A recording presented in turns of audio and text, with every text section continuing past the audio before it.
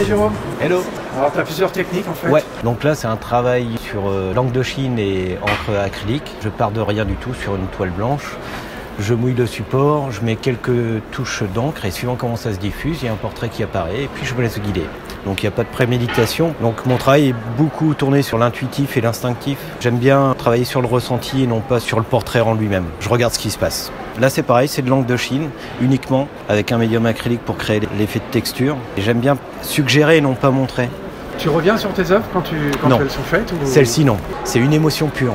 Je la mets, une fois qu'elle est mise, c'est fini. Là par contre je reviens, ici c'est un travail de recherche, de déstructuration. Je pars sur un modèle, je crée un portrait et une fois que c'est fait, je m'en vais, je reviens et quand je reviens, je déstructure complètement. Là je travaille plus sur la couleur qui crée la forme qui crée la couleur. Voilà, celui-ci en gros, c'est le nez en fait qui crée tout le volume. Tout le relief est basé sur le nez. Alors celui-là c'est du dripping, donc à la technique de Pollock, sauf que moi je fais du figuratif, je fais juste un mouvement comme ça, sans toucher la toile. Le but c'est de ne pas toucher la toile. Ici, un travail complètement différent sur une toile blanche. Je pars et c'est un mouvement horizontal, de gauche vers la droite. Les profondeurs de noir se créent, il y a le portrait qui apparaît. Pour moi c'est un équilibre, j'ai besoin de tout. Dans la vie je fais du kickboxing, de la méditation, du tai chi. En fait je retrouve la même chose dans la peinture. Là, c'est les mêmes techniques. En fait, je voulais sortir la peinture du mur. Donc l'idée, c'était de le faire sur quelque chose de transparent. Et l'intérêt, c'est qu'on peut voir des deux côtés. Celui-ci, qui est un petit peu différent. Là, c'est le premier trait qu'on ne voit jamais derrière une toile, qui a un côté BD. Et là, c'est le côté final. Wow, d'accord. Je te remercie. C'était super intéressant. À bientôt. À très bientôt.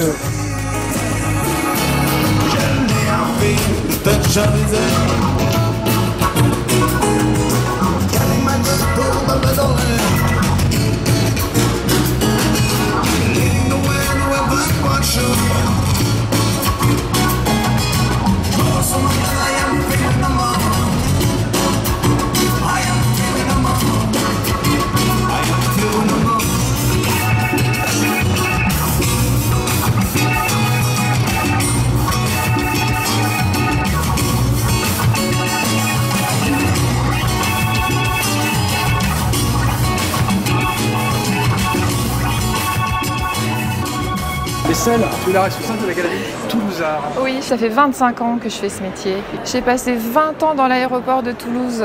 C'est la première galerie d'art dans un aéroport. Maintenant, actuellement, je suis itinérante et sur le net seulement. Alors j'y sais. Donc ce n'est pas un travail de récupération, je tiens à le préciser, parce qu'il y a beaucoup d'artistes qui travaillent la récup. Là, c'est de la construction bois.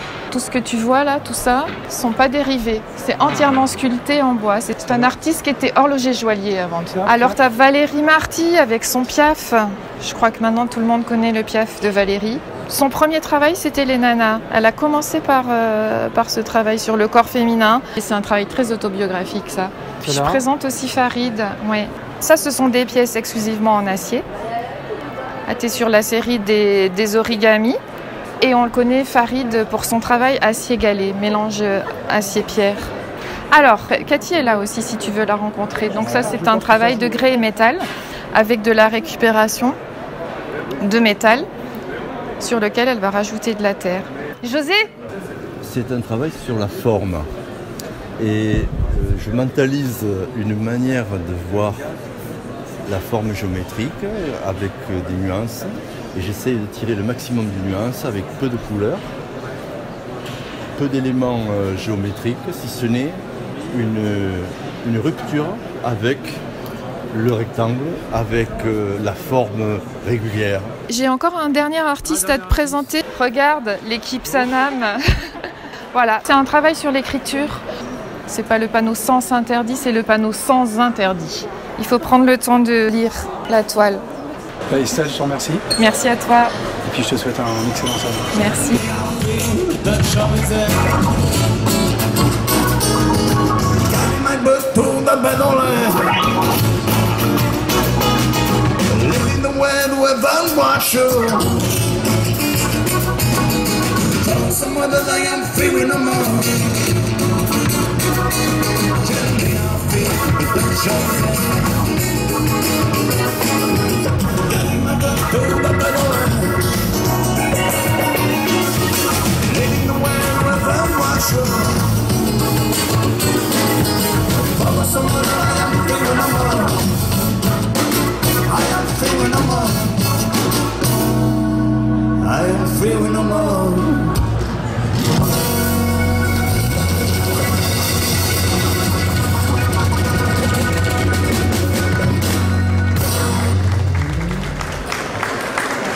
Merci beaucoup, merci.